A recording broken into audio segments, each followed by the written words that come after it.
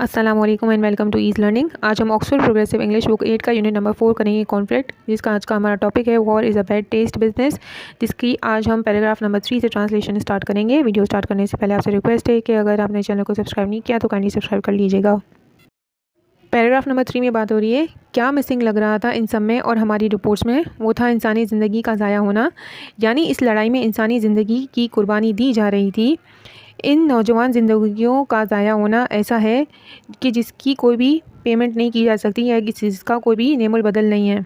ठीक है, इररिडीमेबल कहते हैं नॉट करेक्ट को, यानी बिल्कुल भी सही नहीं है, इसका कोई नेमुल बदल हो ही नहीं सकता। मैं एक्सट्रीमली लॉयल हूँ बीबीसी का, ये वो क़ुव्वत है सच और आज़ादी की इस दुनिया में, लेकिन ये पहले भी मेरी नज़र में थी और अब भी है। यहाँ पे न्यूज़ रिपोर्टर अपने बारे में बता रहा है कि मैं बीबीसी का लॉयल हूँ और वो जो है सच और आज़ादी की क़ुव्वत है इस दुनिया में, लेकिन वो पहले भी उसकी नज़र में पावरफुल मीडियम था और अब भी है। हम सब कुछ दिखाना चाहते थे मगर हम लोगों को हर्ट नहीं करना चाहते थे और अपसेट नहीं करना चाहते थे। जैसे कि बहुत सारी ऐसी पॉलिसीज़ होती हैं, गाइडलाइन पॉलिसीज़ होती हैं जिसको दिखाना जो है अलाउ नहीं होता चैनल्स को, तो वो नहीं दिखाते। यानी न्यूज़ रिपोर्टर हर चीज़ नहीं दिखा सकते, उनके कुछ रूल्स होते हैं। हम सिर्फ साफ़ चीज़ें दिखा सकते थे क्योंकि ये हमारी रूल गाइडलाइन के ख़िलाफ़ है। हमें जो ये लोग प्रोग्राम करते हैं उसको ये लोग अट्रैक्टिव बनाने की भी कोशिश करते हैं। तो वो कहता है कि हमें इसको अट्रैक्टिव भी बनाना था, ऐसा दिखाना था कि इसका कोई ना कोई हल निकलने वाला है, या कोई ऐसी बातें ये लोग कर रहे थे, ठीक है, कि इस डिस्प्यूट को हल करने का कोई ना कोई जो है हल निकल सकता है। और इसके ज़ख्मियों को भी हम खून निकलते मरता नहीं दिखा सकते थे। यानी जो ज़ख्मी मर रहे थे उनको जो ब्लड की वजह से जिनकी डेथ हो रही थी उस ब्लड को वो लोग भी नहीं दिखा सकते थे क्योंकि वो भी इनकी रूलिंग पॉलिसी के ख़िलाफ़ था। उसके बदले ये लोग ये कहते थे कि लेकिन हम ये कह सकते हैं कि वो हमारी नज़रों से ओझल हो गए हैं। वो पिक्चर नहीं दिखा रहे थे कि वो मर रहे हैं, उनका ब्लड निकल रहा है, बल्कि वो ये कह देते थे कि हमारी नज़रों से ओझल हो गए हैं। लेकिन जंग तो असल और थी और खौफनाक भी थी। वार लड़ाई में जो है जंग में किसी को कुछ भी नहीं मिलता। टेलीविज़न अपनी आदत के मुताबिक अपनी सोच के बारे में बताते हैं, असलियत तो इसके बिल्कुल बरक्स होती है, इसके ऑपोजिट होती है। और सब कुछ दिखाना भी इस पूरे रेक्टेंगल फ्रेम के अंदर दिखाना बहुत मुश्किल है। यानी पूरी दुनिया को आप इस रेक्टेंगल फ्रेम में दिखा दो जो कि हमारे लिविंग रूम में पड़ा हुआ होता है, बहुत मुश्किल है। जो तस्वीर हमने इस जंग के दौरान ली है उसमें कुछ ना कुछ यकीनन छूट गया है हमसे, और हमें उसको ऐसे ही लेके चलना है जैसे कि हम दूसरे ट्रैवल प्रोग्राम्स पे लेकर जाते हैं। यानी जैसी तस्वीर हमें चाहिए थी हमने वैसी ही ली है, बाकी दूसरी चीज़ों को हमने इग्नोर किया है।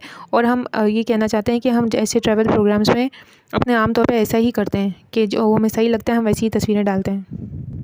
अक्सर ऐसा हुआ है जंग के दौरान कि कभी भी मौत आ सकती है, यानी कहीं से भी आप पे अटैक हो सकता है। हैरेट कहते हैं अटैक को, और इमिटेंट कहते हैं कि कहीं से भी आपके पास करीब आ रही है और आपकी मौत वाक़ई हो सकती है। तो वो कहता है कि मैं भागता हुआ जंग के मैदान से कटिंग रूम यानी एडिटिंग रूम में गया। कटिंग रूम यहाँ पे एडिटिंग रूम को कहा गया है।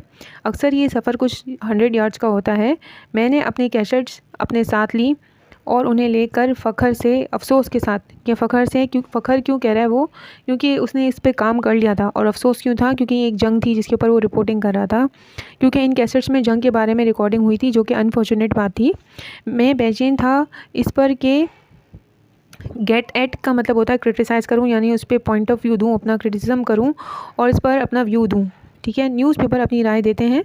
मैंने अपने आप से सवाल किया कि क्या ये सब कुछ सच है जो वो वहाँ हुआ, वो मैंने ही रिकॉर्ड किया था। तो जो मैंने कुछ दिखाना चाहता हूँ क्या वो सब कुछ वैसा ही है? कुछ तो टूट फूट गया था, कुछ तो छूट गया था, कुछ ना कुछ रह ही जाता है इस दुनिया में ट्यूब की। यहाँ पे वो टीवी की बात कर रहे हैं कि टीवी पे दिखाते हुए हम पूरी दुनिया को कभी भी कम्प्लीटली उसके हर फैक्ट को हम नहीं दिखा सकते, उसकी पूरी असलियत हम जंग की नहीं दिखा सकते। यानी टीवी की इस दुनिया में कुछ ना कुछ रह जाता है, हम पूरी दुनिया को टीवी पर नहीं दिखा सकते। आसपास हकीकत का एहसास, जगहें और आवाज़ और असल में वहाँ होने वाली बदबू, ये सब वीडियो में हम नहीं डाल सकते। इनका वीडियो से कोई मुकाबला नहीं है। हाँ, और हम कुछ चीज़ें खुद छुपाते हैं क्योंकि सेंसरशिप होती है। हमें ऐसी तस्वीरें मिलती हैं जिन्हें हमें छोड़ना ही होता है, यानी हम दिखा नहीं सकते। और ये बातें हम फ्लोर कटिंग रूम यानी एडिटिंग रूम में करते हैं। यानी जो इससे रिलेटेड जो भी हमें बात करनी होती है वो एडिटिंग रूम में हम बैठ के बात करते हैं, लेकिन हम इसकी तस्वीरों को जो है वो ऑन एयर नहीं कर सकते, यानी इसको न्यूज़ में नहीं डाल सकते। तकरीबन सारी टीवी की तस्वीरें जो थी वो मोर्टार बॉम्बिंग के बारे में थी। मोर्टार कहते हैं ऐसा वेपन जिसमें से शेल फायर किए जाते हों, जो कि सारी बॉम्बिंग कहाँ हो रही थी, मार्केट प्लेस में, जो कि साराजीवो में मौजूद है। ठीक है, वहाँ पर ये सारी मोर्टार बॉम्बिंग हो रही थी, यानी शेल फायर हो रहे थे। यकीनन पूरे शहर में बहुत ज़्यादा जो है डेथ हुई, किलिंग्स हुई। और मुझे ऐसा लग रहा था कि जैसे मैं वहीं का हिस्सा हूँ और मैं वहीं का हिस्सा बन चुका हूँ। लेकिन मैं सोच रहा था कि कितना मुश्किल होता है, इंसान को ये सोचना चाहिए कि वो एक दूसरे इंसान के साथ किस तरह इनह्यूमन हो सकता है, यानी वो इंसानियत अपनी कैसे खो सकता है। और मुझे बहुत हैरत हो रही थी ये सोचकर। लेकिन ऐसे ओकेजन्स भी होते हैं मोटर बॉम्बिंग के, जिसमें मैं कुछ कहना चाहता था कैमरा के ऊपर, लेकिन मैं उम्मीद कर रहा था कि मैं बोल दूँगा। लेकिन पहली दफ़ा मेरी ज़िंदगी में ऐसा हुआ कि अल्फाज़ ने मेरा साथ नहीं दिया, क्योंकि जब ये मोटर बॉम्बिंग हो रही थी और मैंने कुछ कहना चाहा, तो खौफ़ के मारे मेरी थॉट बिल्कुल पैरालाइज़ हो गई, यानी मैं कुछ बोल ही नहीं पाया। बहुत सारी ऐसी चीज़ें होती हैं जो हम नहीं दिखा सकते बहुत सारी चीज़ों को उनकी, और हम नहीं कर सकते दूसरी ऐसी चीज़ें जो कि कैमरा की रेंज से बाहर हो, यानी जो अलाउ नहीं है हमें, वो हम नहीं कर सकते। टेलीविज़न को जो है एक कैदी है टेलीविज़न भी, बिल्कुल हर चीज़ ओपनली हम नहीं दिखा सकते। कम से कम मिलिट्री सर्कस में जहाँ पे मैं मूव करता हूँ, वहाँ पे बढ़ा चढ़ा के चीज़ों को बारे में बोला जाता है।